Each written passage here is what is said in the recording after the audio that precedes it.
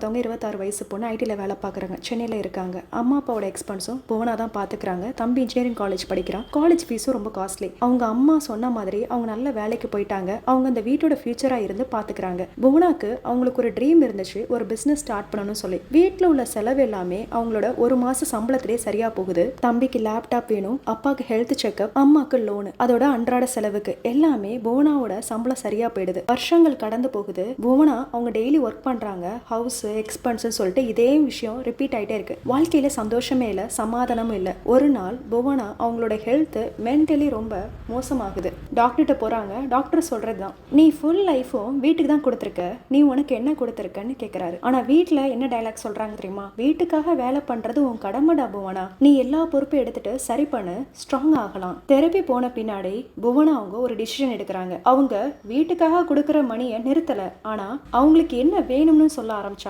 அவங்க வீட்டுல ஃபர்ஸ்ட் ஒரு ஷாக்கு. அம்மா அப்பாவுக்கு இது பிடிக்கல. புவனா சொல்றாங்க, நான் சப்போர்ட் பண்றேன், ஆனா எல்லா டிசிஷனும் நான் எடுக்கணும்னு சொல்லி. தம்பிக்கு லோன் அப்ளை பண்றாங்க. அதுவுமே அவங்களோட முடிவோட தான் நடக்குது. நான் நம்ம வீட்டுக்கு மந்த்லி குறிப்பிட்ட அமௌண்ட் தான் கொடுப்பேன், மீதி உள்ள பணத்தை நான் என் பிசினஸ்க்காக சேவ் பண்றேன்னு சொல்றாங்க. ஸ்லோவா இந்த விஷயத்துக்கு அவங்க ஃபேமிலியும் அடாப்ட் ஆகுது.